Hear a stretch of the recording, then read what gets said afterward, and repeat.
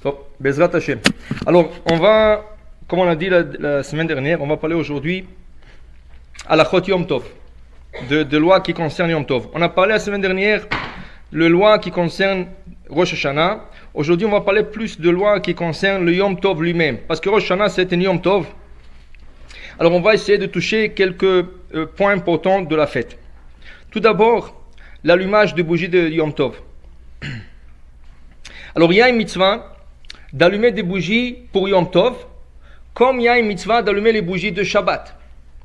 La raison pour cela, parce que Khamim voulait faire le shalom pour que la personne ne trébuche pas chez elle ou qu'il n'y aura pas des accidents qui arrivent. Alors la bougie est claire et elle montre à la personne où aller ou de ne pas aller. Et en plus de ça, ça fait plaisir de s'asseoir à table et voir les bougies éclairer le repas. Aujourd'hui, nous avons l'électricité. Mais une fois que l'instauration a été faite d'allumer des bougies, on ne peut pas annuler une instauration qui a été déjà faite. Alors dans ce cas, nous avons toujours la mitzvah d'allumer les bougies et pour le Shabbat et pour le Yom Tov. Maintenant, comme nous parlons de Yom Tov, alors l'allumage des bougies de Yom Tov, quand est-ce que c'est fait? Il y en a qui disent que la femme, le premier jour, il y a tout, dans Chutz La'aretz, en dehors d'Israël, il y a 2 jours de fête. Il y en a qui disent que le premier jour, la femme, elle doit allumer les bougies de Shabbat et de Yom Tov comme pour Shabbat. Veut dire, avant le coucher de soleil.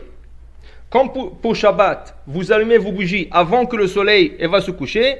Yom Tov aussi, on l'accepte, mi be'od yom, quand il fait encore jour. Alors on allume les bougies de Shabbat juste quand le mari il part à la synagogue pour faire mincha et arvit. Des autres opinions disent que non.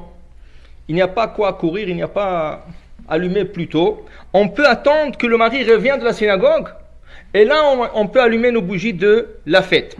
La seule chose, il faut respecter la loi qui dit qu'on ne peut pas allumer les bougies que d'une flamme déjà existante avant Yom Tov.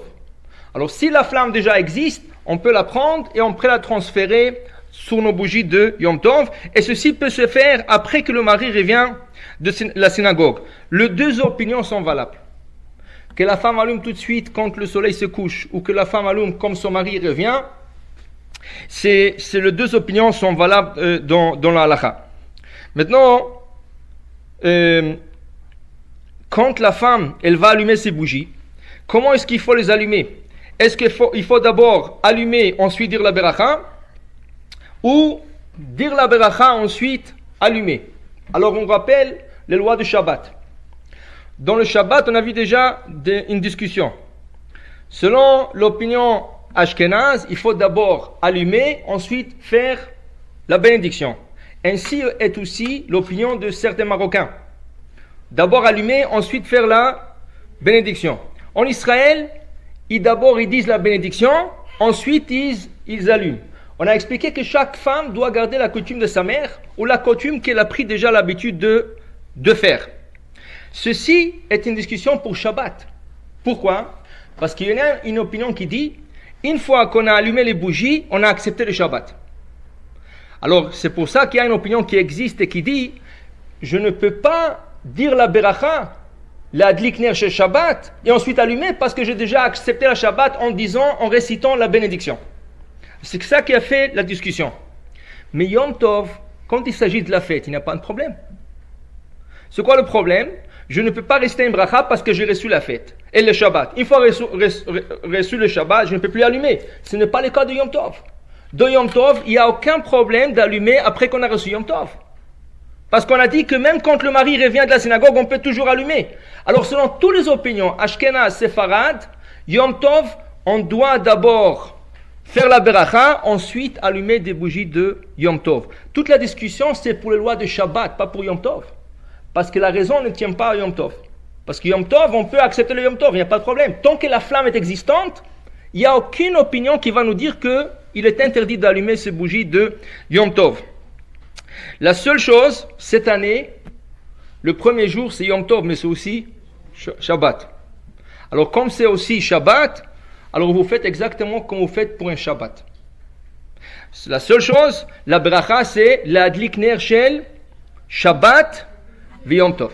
Maintenant, il y a des livres, il y a des coutumes plutôt, qui disent que Rosh Hashanah, la bracha, c'est l'adlik ner shel yom hazikaron. Pourquoi? Parce que dans la prière, dans le livre de la prière, le Mahzor de Rosh Hashanah, c'est écrit Mekadesh Israël veyom hazikaron. Dans la prière, Rosh Hashanah s'appelle Yom hazikaron, le jour du souvenir. Alors il y en a qui ont copié le texte de la prière pour l'allumage des bougies de Rosh Hashanah. C'est pas ici dans le Shulchan Aruch, c'est pas ici dans la majorité des livres. Dans la majorité des livres, Rosh Hashanah c'est une fête comme toutes les autres fêtes. Alors la bracha c'est l'adlik ner shel yom tov. Alors à moins que vous avez cette coutume, si vous avez cette coutume, l'adlik ner hazikaron, vous la gardez. Mais si vous n'avez pas cette coutume, la bracha d'allumage de Rosh Hashanah c'est l'adlik ner shel yom tov. Et comme c'est aussi Shabbat le premier jour, alors c'est l'adlik ner shel Shabbat ve yom tov. Maintenant, est-ce qu'il faut faire la bracha de Shechianu, la femme, quand elle allume ses bougies, est-ce qu'il faut faire la bracha de Shechianu parce qu'elle accepte la nouvelle fête? Alors, là-dessus, il y a des coutumes, mais il y a aussi une halakha qui est la majorité des opinions. Le Rav Ben Ishraï, il dit qu'à Bagdad, chez eux, ils avaient la coutume que la femme disait la bracha de Shechianu. Au moment de son allumage de bougie de fête, elle disait la adlik ner shel yom tov plus la bracha de Shechianu. Mais la majorité des décisionnaires, et Rav Yehuda Yosef aussi, il est d'accord, et aussi les Ashkenaz, ils disent que la femme ne devrait pas dire la bracha de Shechianu au moment de son allumage des bougies de la fête. La raison est la suivante. La femme va écouter cette bracha quand son mari retournera de la synagogue au moment du kiddush. Maintenant, si elle décide de le dire au moment qu'elle allume ses bougies de Yom Tov, il y a un petit problème. C'est quoi le problème? Quand son mari le dira, elle s'est déjà acquittée avec sa bracha à elle. Elle ne pourra pas répondre Amen sur la bracha de son mari. Son mari, quand il fait le kiddush, tout le monde, toute l'assistance répond Amen sur chaque bracha. Il y en a plusieurs brachot. Mekadesh Israël, Vazemanim, le Shechianu, bientôt on va voir quand ça tombe Motzei Shabbat, il y a des autres brachot. Quand son mari arrivera à la bracha de Shechianu, Vikimanu, Vigianu, Azmanazé, comme elle a dit la bracha, elle ne peut pas répondre Amen. Et si elle répond Amen, ce Amen consiste en interruption entre le geffen et le goutte du vin. Pour ne pas rentrer dans ce problème halachique, on déconseille à la femme de réciter la bracha de Shechianu au moment de son allumage des bougies de fête. Elle s'acquittera cette bracha quand son mari fera le kiddush. C'est exactement la même chose. Alors quand son mari fera le kiddush, elle écoutera, elle répondra Amen. Et au moment de son allumage des bougies, elle dira seulement la bracha de l'adlik ner shel Yom Tov, ou si c'est Shabbat Yom Tov, l'adlik ner shel Shabbat ve Yom Tov. Maintenant, Shabbat, une fois qu'on a allumé les bougies de Shabbat, c'est sûr qu'il est interdit de déplacer le bougeoir. Parce que tout le bougeoir, on a peur d'atteindre les bougies. Shabbat, on n'a pas le droit d'éteindre. Alors ça peut être un problème. Et aussi, ça bouge, si c'est à l'huile, ça bouge, il y a un problème. Yom Tov, on pourra déplacer le bougeoir. Ça veut dire, si c'est nécessaire. A priori, on essaye toujours d'allumer à la place où on va manger, où on va plus toucher le bougeoir. A posteriori, s'il y a nécessité de placer le bougeoir, on pourra le faire. Un cas, une femme, chas v'shalom, est alitée. Elle tient, c'est la maîtresse de la maison, elle veut allumer ses bougies de la fête. Alors on pourra porter le bougeoir à côté d'elle, à côté de son lit. Elle pourra allumer les bougies et ensuite une personne pourra prendre tout le bougeoir et le placer là où tout le monde va manger. A priori, il ne faut pas le faire, mais a posteriori, s'il n'y a pas le choix et on est obligé de le faire, c'est possible. Autre cas, on a placé le bougeoir de Yom Tov à table, sur la table. On a déjà expliqué dans la loi de Shabbat, c'est déconseillé de le placer à table. La table elle bouge, il y a des enfants, une bougie risque de tomber sur la table et risque de faire du feu. On a déjà déconseillé de faire ça Shabbat. Mais on va dire que Yom Tov, la femme a placé, a décidé, tu sais, ça va être beau, ça va éclairer la table. Elle a décidé de placer le bougeoir sur la table. Quand les enfants sont arrivés, elle a commencé à voir le vent qui tourne autour de la table, tout le monde bouge, alors elle dit non, ça c'est dangereux, je préfère l'enlever. il n'y a pas de problème, elle pourra, si c'est Yom Tov seulement, elle pourra prendre le bougeoir et le déplacer et le mettre sur le buffet, dans la cuisine, quelque part d'autre, pour qu'il n'y aura pas du danger avec ces bougies. Ceci est rien que pour Yom Tov, pas pour Shabbat. Et si Yom Tov coïncide avec Shabbat, non plus, on ne pourra pas le faire. Alors la seule chose, si c'est Yom Tov seul, on pourra, si c'est nécessaire, déplacer les tables de la fête. Une autre halakha intéressante. Une femme, un couple a été invité. La femme, ils sont partis là où ils vont manger. Elle a oublié d'allumer ses bougies. Elle voulait allumer chez elle, à la fin elle n'a pas allumé. Là-bas, quand elle est arrivée, elle était gênée de demander, parce que la femme a déjà allumé ses bougies, elle était gênée de demander qu'on lui donne des bougies allumées. Qu'est-ce qu'on fait? Si ce serait Shabbat, c'est fini. Quand Shabbat est rentré, on ne peut plus rien faire. Mais comme c'est Yom Tov, et on a le droit toujours d'allumer d'une flamme existante, c'est ça? Alors il faut comprendre que les bougies de Shabbat, il faut en profiter. Les bougies de Yom Tov, il faut en profiter. Qui veut dire quoi? On a déjà expliqué dans le cours de Shabbat, quand un couple est invité ailleurs, mais ils vont retourner dormir chez eux. Alors a priori, il vaut mieux d'allumer chez eux. La femme allumera chez elle avec bénédiction. Elle ira manger avec son mari là où ils vont manger. Et en retour, il faut que les bougies soient toujours allumées. S'ils allument avec l'huile, il n'y a pas de problème. S'ils allument avec le bougie en cire, il faut assurer d'allumer des bougies un peu plus grandes, comme ça que quand ils retournent, les bougies sont toujours allumées. Une fois retournés à la maison et les bougies sont toujours allumées, il faut s'asseoir à côté des bougies et prendre une tasse de café ou un bout de gâteau ou quoi que ce soit, un verre d'eau, rien que pour profiter un peu de la lumière des bougies de Shabbat. La raison qu'on allume les bougies de Shabbat à table, c'est pour profiter de leur lumière. C'est pas comme Hanouka. Hanouka, il est interdit de profiter de la lumière. On n'a pas le droit d'utiliser ces bougies. On n'a pas le droit d'en profiter de ces bougies. Mais Shabbat et Yom Tov, c'est fait pour profiter. Alors si un couple est invité, ils ont allumé chez eux, ils retournent et ils voient les bougies qui sont toujours allumées et la femme a fait la bénédiction, vous asseyez, la femme peut prendre un verre d'eau, une tasse de café, un petit gâteau, faire une bracha juste à côté des bougies, en profiter 5 minutes, 10 minutes et elle peut partir dormir ou faire des autres choses si elle a à faire. La même chose pour Yom Tov. La femme a été mal prise, elle pensait d'allumer chez elle, elle a oublié, elle est partie de l'autre côté manger, elle avait honte de demander. En retour, puisque c'est Yom Tov et on a le droit d'allumer, elle peut toujours allumer ses bougies avec bracha. La dlik ner shel Yom Tov, et il faut en profiter. Alors elle s'assoit, elle prend un verre d'eau, elle lit quelque chose ou elle fait quelque chose à côté des bougies. De telle manière, elle a profité, elle aura le droit de se rattraper sur l'allumage de bougies de Yom Tov. Tout ça, on va terminer une section, c'est l'allumage des bougies de Yom Tov. Une autre chose qui concerne Yom Tov, c'est la fête qui est pour le Bnei Israël, ça veut dire le gens qui habitent la terre d'Israël, c'est une journée. Et tout celui qui habite hors d'Israël, c'est la fête est toujours 2 jours. Et là-dessus, il y a beaucoup de différences et de divergences halachiques qui vont s'appliquer.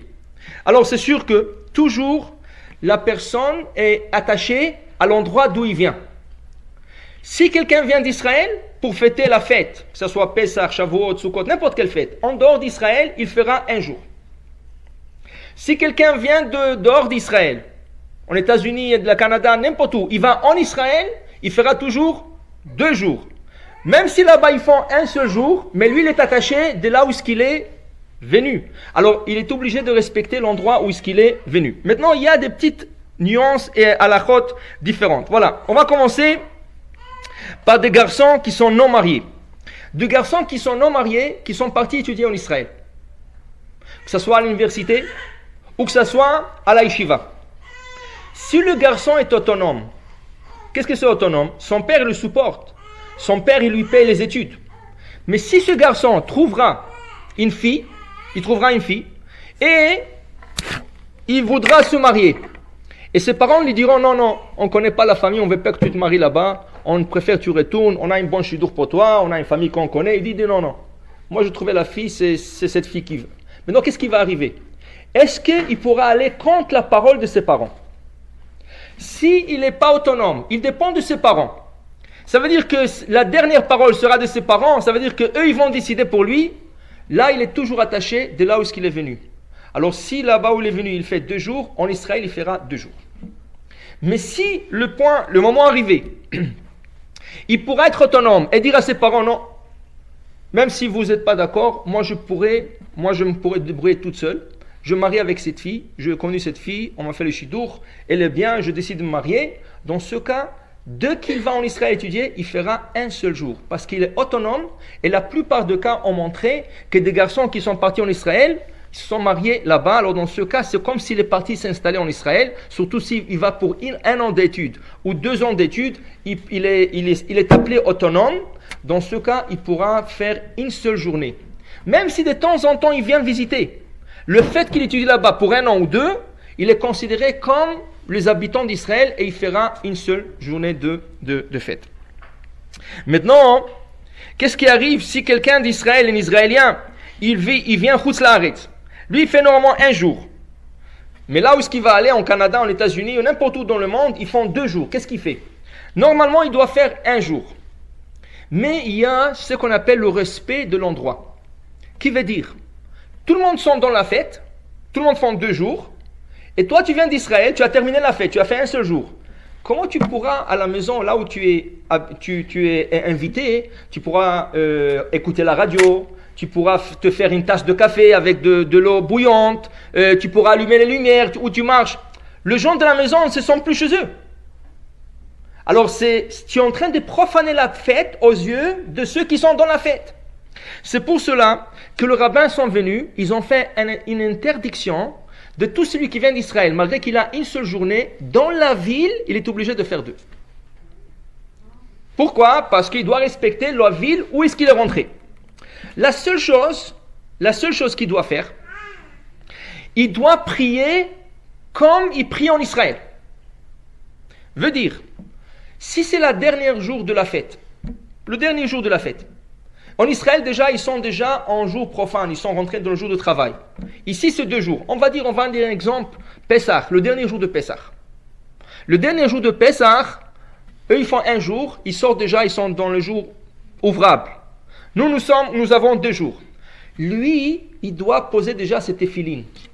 Nous prions la prière de la fête.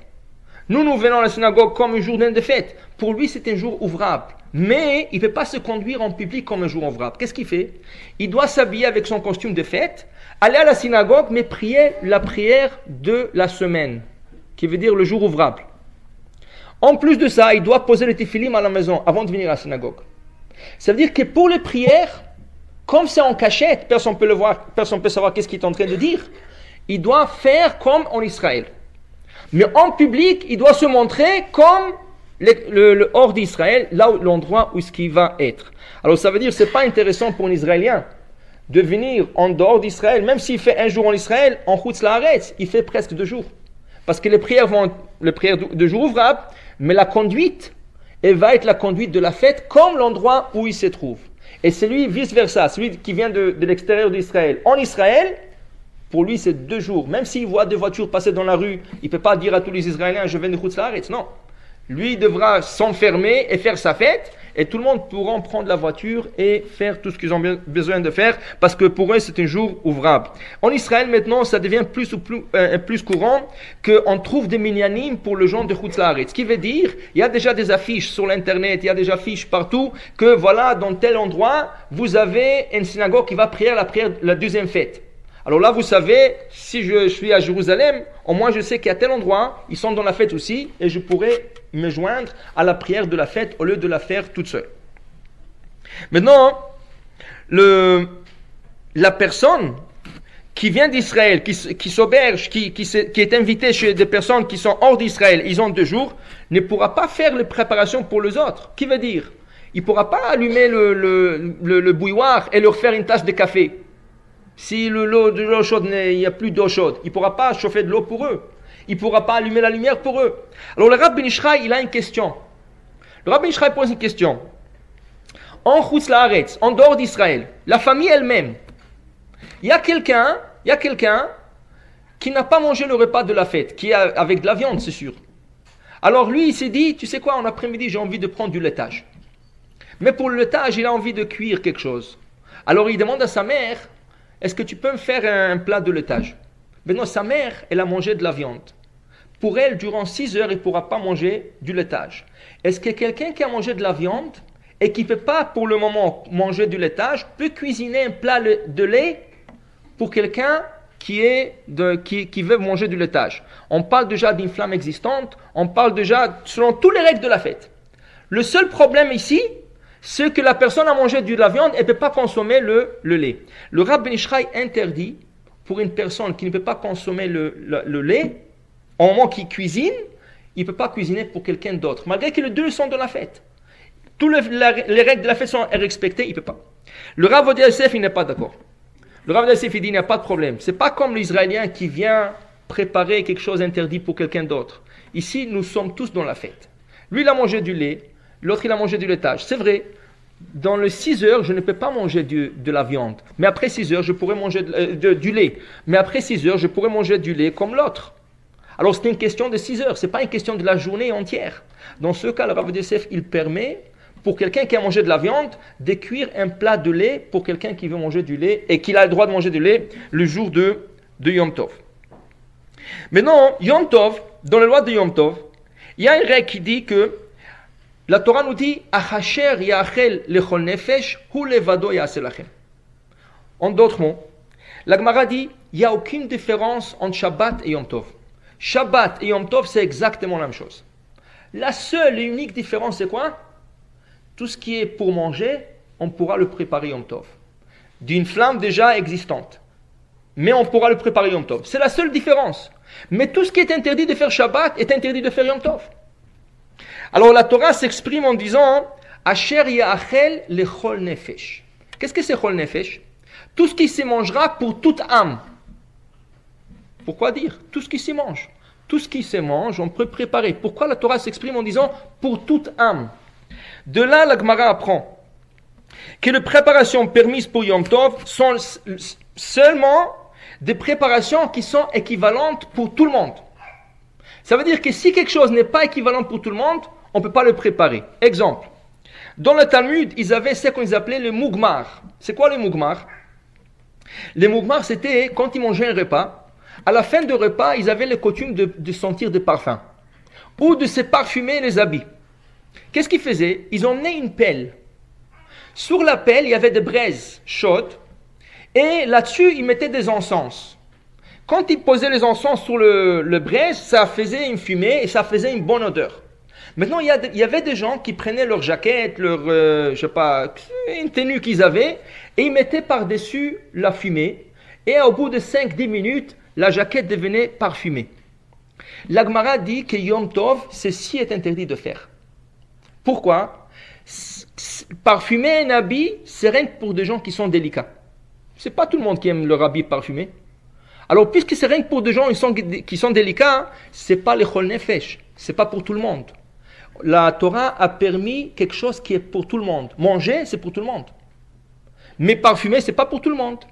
C'est pour ça qu'il y avait la grande question et la grande discussion, est-ce qu'on a un droit, pour ceux qui fument, est-ce qu'ils ont le droit de fumer Yom Tov? C'est pas tout le monde qui fume. Alors, puisque c'est pas tout le monde, est-ce qu'ils peuvent allumer une cigarette d'une flamme existante toujours? Est-ce qu'ils peuvent allumer? Il y en a qui disaient non, il y en a qui disaient oui. La coutume, elle dit qu'on peut le faire. Mais c'est sûr que tout celui qui peut s'abstenir, il vaut mieux qu'il s'abstienne parce que ce n'est pas quelque chose que tout le monde profite de cette chose. C'est pour cela, il est interdit de prendre une douche Yom Tov. Parce que ce n'est pas tout le monde qui prend une douche chaque jour. Peut-être en été, quand il fait chaud, les gens vont prendre une douche chaque jour. Mais en hiver, quand il fait moins 30 dehors, peut-être chaque 2 jours, chaque 3 jours. C'est pas tout le monde qui prend. Vous prenez chaque jour, pas Hachem.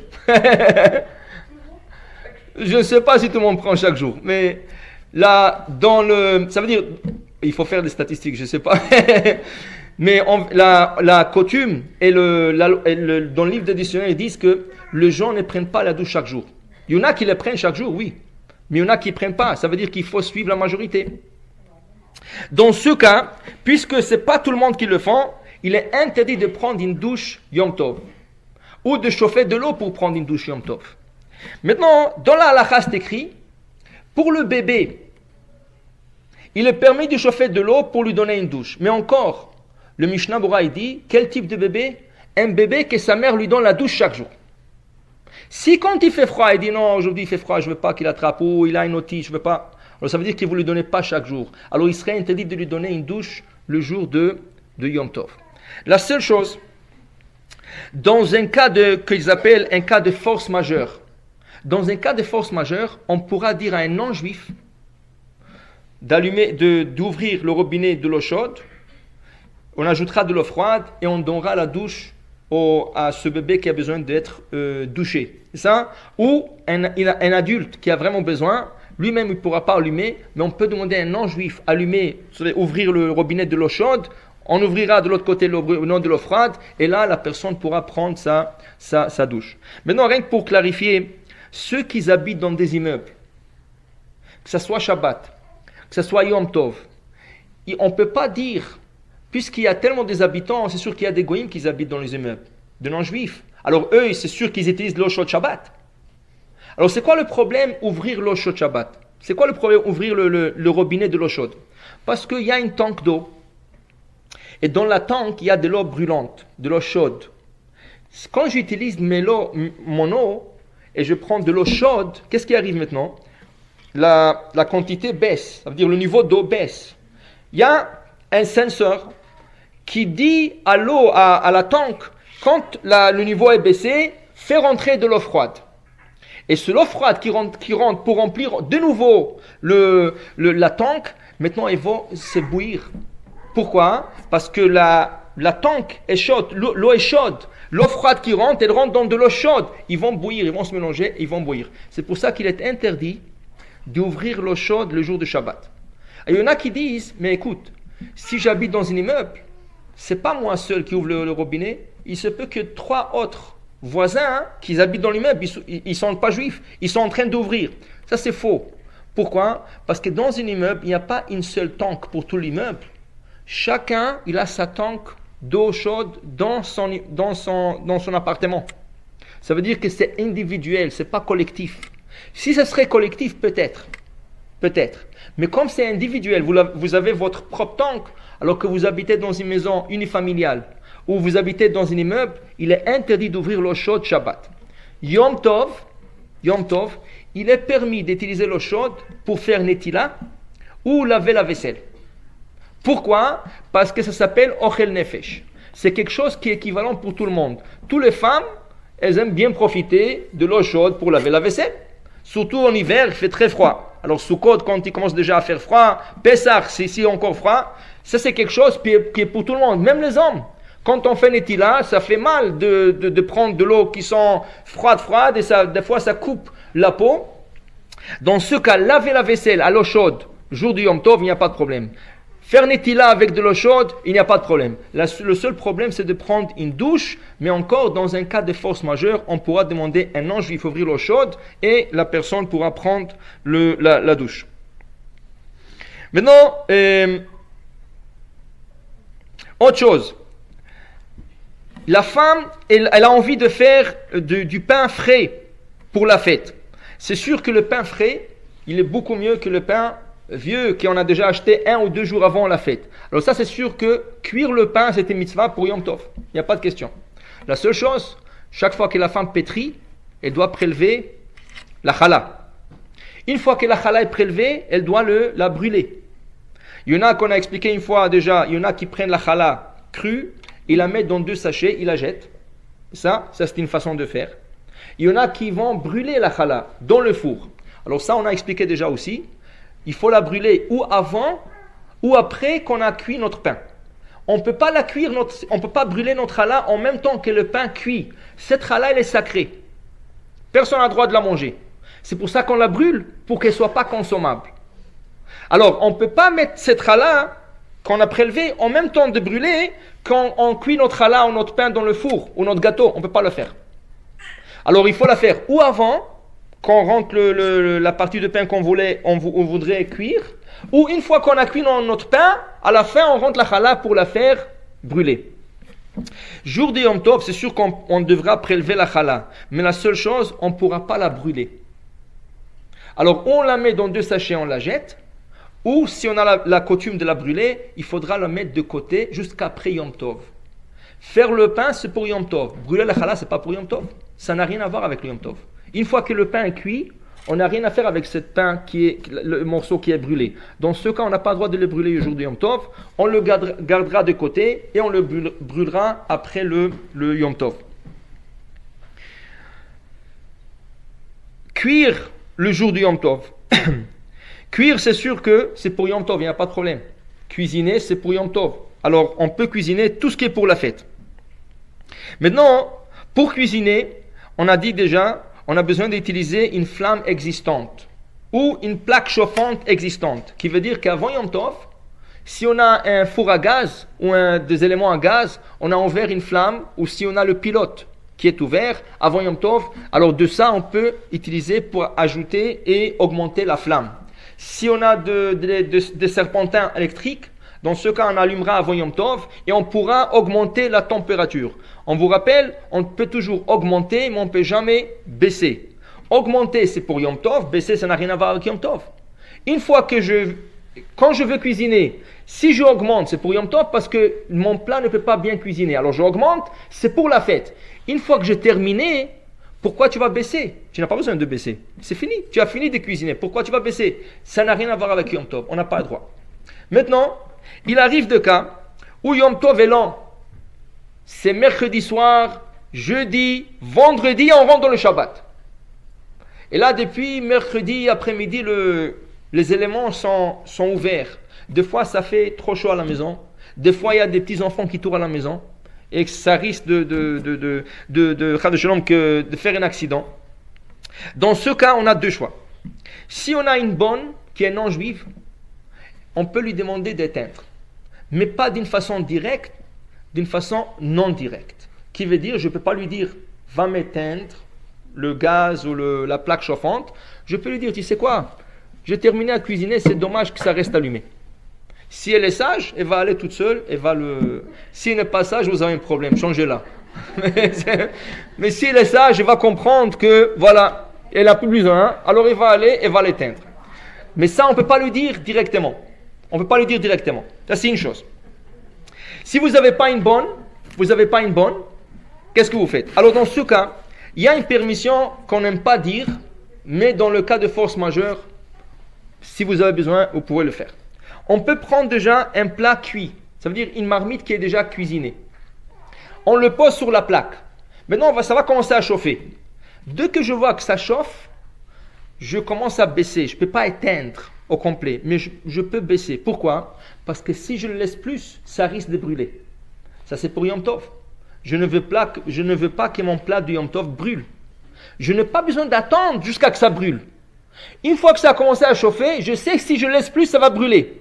Alors là, je peux baisser au minimum, mais je ne peux pas éteindre. Et c'est ça la différence. Avec la bonne, on peut complètement éteindre. On peut lui faire une simulation comme quoi je n'ai pas plus besoin, elle peut éteindre. Mais nous-mêmes, nous ne pouvons pas éteindre, nous pouvons rien que diminuer et pas le fermer au complet. Parce que fermer au complet, ce n'est pas pour Yom Tov. Une fois diminué, tout ce que tu as besoin de faire, de prendre ta marmite, de la déplacer. Alors c'est plus que ça, tu n'as pas besoin. Alors tu peux diminuer, mais pas éteindre. Oui, si c'est pour la fête. Mais ça, c'est dans le cas de force majeure. Ça veut dire que normalement, on vous conseille de laisser allumer deux plaques. Une en médium, pour pouvoir cuisiner. L'autre en minimum, pour pouvoir chauffer. Alors là, vous avez deux plaques. Quand vous les chauffez, vous chauffez sur l'une. Quand vous les cuisinez, vous cuisinez sur l'autre. Maintenant, vous avez eu besoin d'une autre qui est médium. Il y a une qui est en médium, l'autre est sur le minimum, et j'ai besoin de l'autre aussi pour qu'elle soit médium. Je peux l'augmenter, mais pour baisser, je ne peux pas. Mais si vraiment j'aurais besoin pour chauffer après des autres aliments, je peux la baisser au minimum, c'est tout. Mais pas l'enlever, pas le teindre au complet. Mais il vaut mieux éviter de faire ça? Oui, si on n'a pas besoin de faire ça, il vaut mieux de ne pas le faire. Ceci est une permission, mais ce n'est pas permis de le faire. Une autre chose, quand vous allumez les bougies de la fête, les allumettes, vous n'avez pas le droit de les éteindre.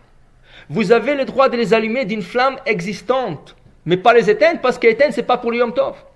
J'ai le droit de les allumer, par exemple, d'une bougie. J'ai une bougie allumée, je peux prendre une allumette, l'introduire à la flamme, elle prend feu, et là j'allume une bougie de fête. Ça j'ai le droit, il n'y a pas de problème, c'est pour la fête. Mais une fois que j'ai terminé, je ne peux pas éteindre, je ne peux pas secouer l'allumette pour l'éteindre. Ou je ne peux pas la jeter sur le plateau pour qu'elle s'éteigne, parce que éteindre, ça ne fait pas partie de la fête. Allumer, c'est pour cuisiner, allumer, c'est pour allumer les bougies, mais pas éteindre. Dans ce cas, je dois la poser délicatement sur le plateau et la laisser s'éteindre toute seule.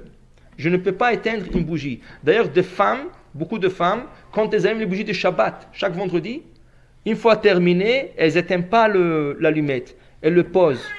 Elles le posent pour ne pas avoir le teindre. C'est permis de l'éteindre, mais pour le Yom Tov, c'est sûr qu'on n'a pas le droit d'éteindre. Maintenant, la même chose est pour la cigarette. Les gens qui fument, malheureusement, alors ils ont le droit de fumer, il y a une permission de fumer, mais ils n'ont pas le droit d'éteindre la cigarette. À la fin, quand ils arrivent vers la fin, ils n'ont pas le droit de l'écraser comme ils font normalement.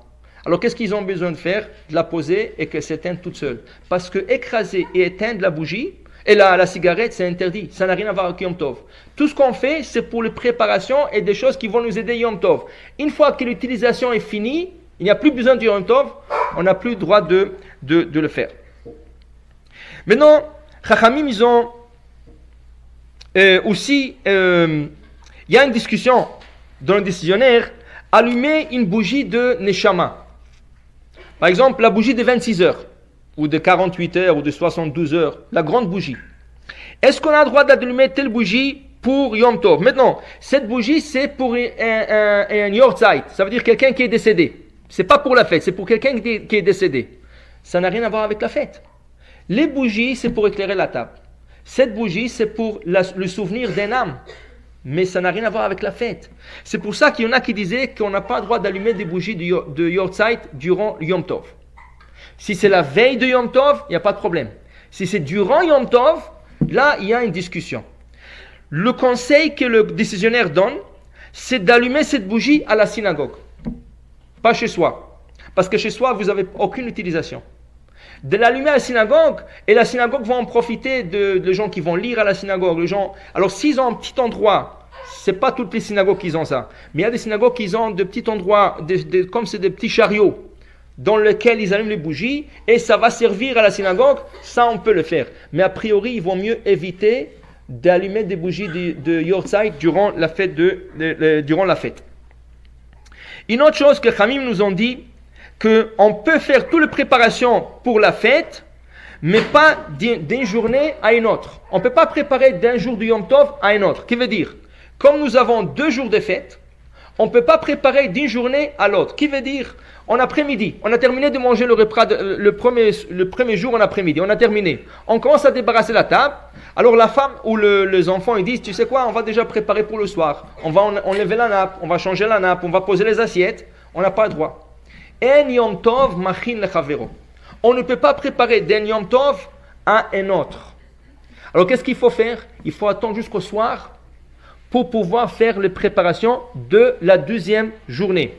Surtout, si ça tombe Shabbat, le premier jour tombe Shabbat, et la 2e fête tombe Motzei Shabbat, on ne peut pas préparer de Shabbat à Yom Tov, ni vice-versa. Alors on est obligé d'attendre la fin de Shabbat pour commencer les préparations. Qu'est-ce que c'est la fin de Shabbat? Ce n'est pas le moment que le mari arrive de la synagogue, parce que lui, il arrive bien après. Et vous voulez un peu avancer pour commencer déjà à débarrasser, poser la nappe, poser les assiettes, tout ce qu'il faut, parce qu'il y a des invités. Alors qu'est-ce que la femme a besoin de faire? Elle regarde l'heure sur le calendrier de la sortie du Shabbat. Une fois qu'elle voit l'heure, on va dire, je ne sais pas, 8 heures, exemple, 8 heures. Mais son mari ne va pas revenir jusqu'à 8h15, 8h20, parce que la prière, elle dure, le temps qu'il revient à la maison, c'est 8h15, 8h20, 8h25. Elle peut déjà avancer. 8h, c'est la sortie du Shabbat. La femme dira, Baruch, si c'est Shabbat. Si c'est Shabbat qui rentre dans Yom Tov, ou si c'est Yom Tov qui rentre dans un autre Yom Tov, Baruch Amavdil Ben Kodesh le Kodesh. Qui est une forme d'Avdallah sans bracha. Mais ça permet à la femme d'avancer dans son travail. Baruch Amavdil Ben Kodesh le Kodesh. Cette bracha va être récitée par son mari quand il arrivera dans l'Avdallah. Le mari le fera avec bénédiction. Mais la femme le dit sans bénédiction pour qu'elle entendra la bracha de son mari. Alors c'est Baruch HaMavdil ben Kodesh le Kodesh, parce qu'on rentre d'une journée sacrée qui est le Shabbat, dans une autre journée sacrée qui est le dimanche qui est la fête. Ou d'une journée sacrée qui est fête, par exemple lundi, à une autre journée sacrée qui est le mardi. Alors c'est toujours 2 jours, alors on prépare d'une journée à l'autre. Ceci est valable pour le Motzei Shabbat aussi.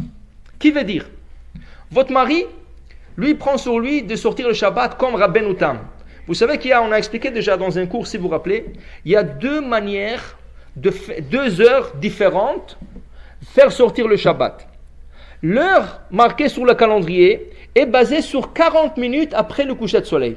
Ça veut dire que le calendrier répandu, ceux qui sont partout en ville, ils calculent 40 minutes après le coucher de soleil, ils marquent, ça c'est la sortie de Shabbat. Et chaque semaine, c'est une heure différente, dépendamment du coucher de soleil.